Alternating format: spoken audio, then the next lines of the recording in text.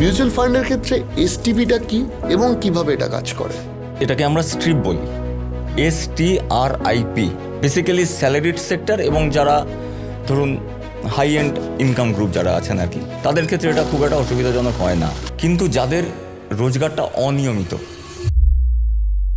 আপনি যখন ইকুইটির কোনো এলিমেন্ট নিচ্ছেন, সিঙ্গেল ইকুইটি এলিমেন্ট, তখন কিন্তু আপনি একটি ফুলের বাগান থেকে একটা ফুলকে তুলে নিচ্ছেন। But when you are investing in a mutual fund, আপনি কিন্তু ওই বাগানটাকেই শুদ্ধ পেয়ে যাচ্ছেন আপনার হাতে।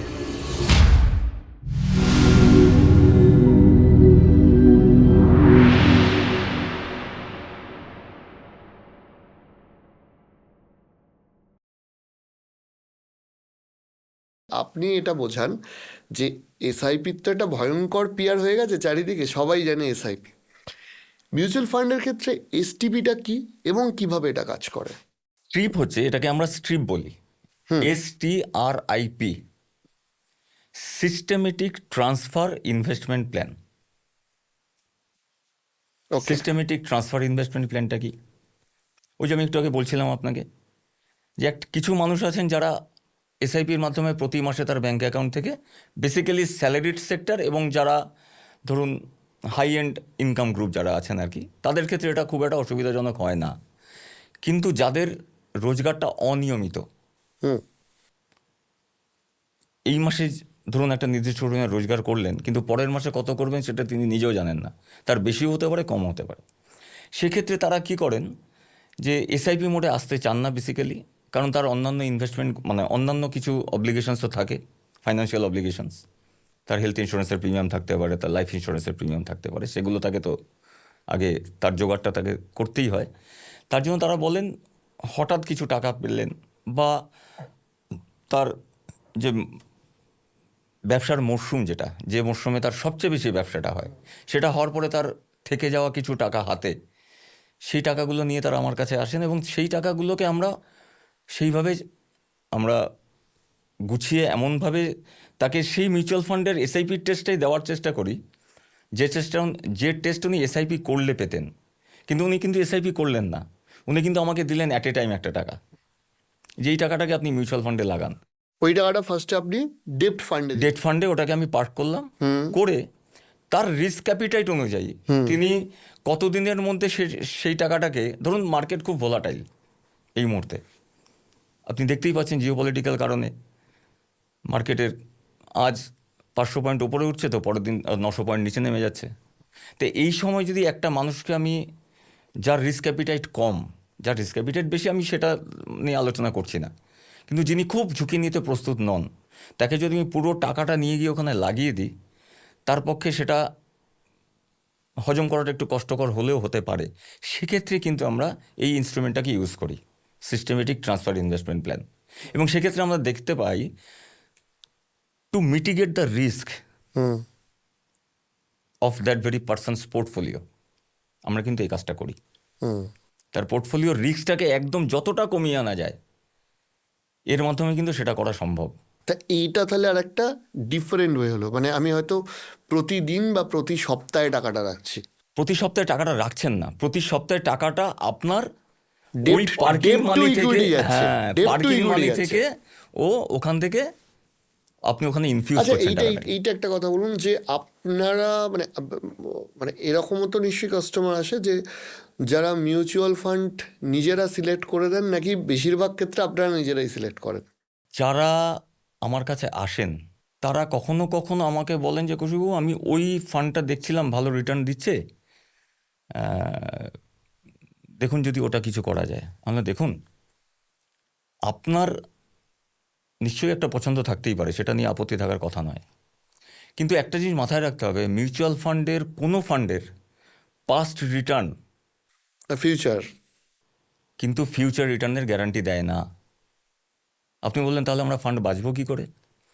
ফান্ড বাঁচতে গেলে আপনার যিনি ফাইন্যান্সিয়াল অ্যাডভাইজার আছেন, যার কাছে প্রতিনিয়ত নির্দিষ্ট ফান্ডগুলো সম্পর্কে ইনফরমেশান আসতে থাকে, সেই ফান্ডের ফান্ড ম্যানেজার কি চাইছেন, তিনি কি করতে চাইছেন আগামী দিনে, তার ফান্ডের তার ভিউজগুলো কি, সেই ইনফরমেশনটা কিন্তু একজন অ্যাডভাইজারের কাছেই আসা সম্ভব। ইন্ডিভিজুয়াল ক্লায়েন্টের কাছে যাওয়া সম্ভব নয়। বা যিনি সারা বছর এটা নিয়ে চর্চা করছেন, অ্যাডভাইজারের এটা কাজের মধ্যে পড়ে। একদম তাই। আমি একটা প্রশ্ন করব, যে প্রশ্নটা সত্যি খুব গুরুত্বপূর্ণ এবং মানুষের, আমার মনে হয় দর্শকদের মনেও থাকবে। কৌশিকবাবু, আপনি একটা কথা বলুন যে ওয়াই অ্যাজ অ্যান ইনভেস্টর আমি যে কোনো অ্যাপের মাধ্যমে ডিরেক্ট মিউচুয়াল ফান্ডে ইনভেস্ট না করে আপনার কাছে রেগুলার মিউচুয়াল ফান্ডে ইনভেস্ট করব, ইভেন এটা জানার পরে যে ডিরেক্ট মিউচুয়াল ফান্ডে আমি সামান্য হলেও বেশি রিটার্ন পেতে পারি, সেটা খুবই সামান্য, হয়তো ভীষণ 0.5 relevant to question, 1%। ভীষণ প্রাসঙ্গিক এই প্রশ্নটা। দেখুন, investment portfolio making is a very specialised job. আজকের দিনে আপনি হয়তো, জানি না আপনার এই অভিজ্ঞতা হয়েছে কি না, আমি বহু মানুষকে দেখেছি কোনো শারীরিক অসুবিধা হলে তিনি ইউটিউব ঘাঁটছেন, তিনি ChatGPT ঘাঁটছেন। হুম। সেটা কতটা ঠিক ভুল আমি সে প্রশ্নে যাচ্ছি না, কিন্তু অঘটন তো ঘটতেই পারে। আপনি যে সিমটমটা ওপরে দেখছেন, হুম। একজন ডাক্তারবাবুই কিন্তু আপনার সেই সিমটমটাকে অন্যরকমভাবে দেখার চোখ তার তৈরি আছে, তাই জন্য তিনি ডাক্তার হয়েছেন বা এতদিনের প্র্যাকটিসে তিনি সেই জায়গায় পৌঁছেছেন। ঠিক তেমনি করে ইনভেস্টমেন্ট পোর্টফোলিও মেকিংয়ের ক্ষেত্রে আপনার রিস্ক অ্যাপিটাইট, আপনার সামাজিক অবস্থান, আপনার পারিবারিক গঠন, আপনার পড়াশুনো, আপনার ability of retention of investment, এই পুরো জাজমেন্টটা কিন্তু আপনার একার পক্ষে সম্ভব না করা। এটা কিন্তু প্রতিষ্ঠিত সত্য। হুম। জেনারেলি কি হয়, আমরা ইনফ্লুয়েন্স হয়ে ইনভেস্টমেন্ট করি, কারো দ্বারা ইনফ্লুয়েসড হই, বন্ধু হতে পারে, বান্ধব হতে পারে, পাড়া প্রতিবেশী হতে পারে, ভাই বোন হতে পারে, যে আমি ওখানে করেছি তুমি এখানে করো। নো, প্রতিটা মানুষ যেমন ইন্ডিভিজুয়ালি আলাদা হন, তার নিডগুলো আলাদা হবে, তার ইচ্ছেগুলো আলাদা হবে, তার স্বপ্ন আলাদা হবে, তার জীবনটাও আলাদা হবে। সুতরাং তার ইনভেস্টমেন্ট পোর্টফোলিওটাও আলাদা হবে। কারো দ্বারা ইনফ্লুয়েসড হয়ে অ্যাপ, ইউটিউব ঘেটে, যেখানে দেখুন, আপনি আপনার স্বপ্নগুলোকে তো অ্যাপকে জানাতে পারছেন না। হুম। আপনি লিখতে পাচ্ছেন যে আমি একটা গাড়ি কিনবো 5 বছর পর, ও বললো ঠিক আছে তুমি এটার মধ্যে ইনভেস্ট করে দাও। কিন্তু আপনি কি গাড়ি কিনবেন, আপনি কোন সেগমেন্টের গাড়ি কিনবেন সেটা কিন্তু আপনি বলছেন না। কেউ বা ও হয়তো এটাও বলতে পারবে না যে আরে আপনি এরম ভাবে ইনভেস্ট না করে ওরম ভাবে করুন, তাহলে করুন। সেডানের বদলে এসইউভি কিনে নিতে পারবেন, যেটা হয় আর কি। হুম। তা কোথাও গিয়ে এটাও আমার মনে হয়, মানে সেটা হচ্ছে যে যেহেতু ইটস অল অ্যাবাউট ডিসিপ্লিন, একজন গাইড বা একজন মেন্টর বা একজন অ্যাডভাইজার থাকলে সে অন্তত বারণ করবে যে না, এক্ষুনি টাকাটা তুলে নিও না। টাকা জমানোর থেকেও খুব বেশি ইম্পর্টেন্ট টাকাটা আমি কখন তুলছি। ঠিক তাই। দেখুন, এই প্রসঙ্গে যে কথাটা না বললেই নয়, হুম। সেটা হচ্ছে যে ডাইরেক্ট ইনভেস্টমেন্টের ক্ষেত্রে আমরা দেখেছি যারা অ্যাপ নির্ভর ইনভেস্টমেন্ট বা পোর্টফোলিও মেকিংয়ে যান, তারা নিজের প্রয়োজনটা আগে থেকে যাচ করে দুম করে, কারণ তাদের তো অ্যাপ হাতে, তাদের হয়তো দরকার আছে 50,000, কিন্তু একটু বেশি তুলে নিলেন হুম। 1 লাখ, তাদের দরকার আছে 2 লাখ, তুলে নিলেন 4 লাখ। হুম। এটা তো একটা বিষয় গেলই। সেকেন্ড থিং যেটা হয়, প্যানিক রিডেমশন। হ্যাঁ। এই মার্কেট পড়ছে, মার্কেট পড়বে, ও বললো মার্কেট পড়বে, জিও পলিটিক্যাল টেনশন শুরু হয়েছে, মার্কেট পড়ে যাবে, এসআইপিটা বন্ধ করে দাও, মিউচুয়াল ফান্ডে যা টাকা আছে তুলে নাও। না, অনেকে এটাও ভাবে যে মার্কেটটা এখন পড়বে, তুলে নিই, মানে মিউচুয়াল ফান্ডের ট্রেডিং এর মতো মেন্টালিটি নিয়ে তারা করছেন, যে আবার যখন নেমে যাবে তখন ওখানে ইনভেস্ট করে আবার উঠে যাবো। এক্স্যাক্টলি।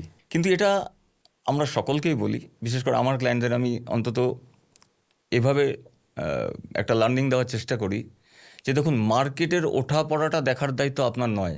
আরে সেই জন্যই তো আপনি মিউচুয়াল ফান্ডে এসছেন, নাহলে আপনি ট্রেডিং করতে পারতেন। হ্যাঁ, আজকে যদি আপনি ট্রেডিং করতেই চান, কেউ বলবে তো মিউচুয়াল ফান্ডের থেকে তো ট্রেডিং অনেক বেশি রিটার্ন দেয়। এক্স্যাক্টলি, আমরা সেটা মানতে অবশ্যই রাজি। আপনি যদি but for 5% only. 5% is a বাকি বিগ থিং। 95 কে দেয় না। আমি হ্যাঁ। ট্রেডিং করে ডুবে যেতেও লোককে দেখেছি। দেখেছি। কিন্তু আমি একটা কথা এই সঙ্গে আপনাকে বলতে চাই বা আপনার দর্শকদের বলতে চাই যে দেখুন, আপনি যখন ইকুইটির কোনো এলিমেন্ট নিচ্ছেন, সিঙ্গেল লিকুইডিটি এলিমেন্ট, তখন কিন্তু আপনি একটি ফুলের বাগান থেকে একটা ফুলকে তুলে নিচ্ছেন, হুম যে ফুলটা আপনার ভালো লাগছে। হুম তুলে নিয়ে আপনি বেরোতে বেরোতে সেই ফুলের পাপড়িটা ঝরে যাবে কিনা বা ফুলের পাপড়িটা থাকবে কিনা সেটা কিন্তু আপনি sure non. Hmm but when you are investing in a mutual fund, any kind of mutual fund, আপনি কিন্তু ওই বাগানটাকেই শুদ্ধ পেয়ে যাচ্ছেন আপনার হাতে, যে বাগানে ভেরিয়াস কাইন্ড অফ ফ্লাওয়ার্স আছে, তার সাথে আরও অনেক কিছু আপনি পাচ্ছেন। দেখবেন, যার জন্য একটা সিঙ্গেল বোকেট, এই সিঙ্গেল ফ্লাওয়ারের চাইতে আমরা বোকে দিতে পছন্দ করি মানুষকে, বাঞ্চ অফ ফ্লাওয়ার্স, একদমই তাই। তাই না? Munch of flowers, bunch of flowers, বিভিন্ন স্টক একসাথে বিভিন্ন পাচ্ছেন। স্টক আমি যখন একজনকে দিচ্ছি, তার মধ্যে একটা ফুলের পাপড়ি হয়তো ঝরে যেতে পারে, তাতে সেই যে বোকেটার কিন্তু সৌন্দর্যটা নষ্ট হয় না। একদমই তাই। সেই বোকেটার সৌন্দর্যটা যদি আপনার কাছে সমানভাবে মানে রাখতে চান আপনি, তাহলে কিন্তু আপনাকে মিউচুয়াল ফান্ডে আসতেই হবে। তা জীবনকে ফুলের মতো সুন্দর ফুলের করতে মতো হলে সুন্দর করতে হবে। মিউচুয়াল ফান্ডে আসুন। একটা ফান্ডে 50, 52, 65, 70টা ইকুইটি নিয়ে একটা ফান্ড তৈরি হয়। একদমই তাই। কম বেশি হতে পারে, কিন্তু পরিমাণটা ঠিক অনেকটা এরকমই।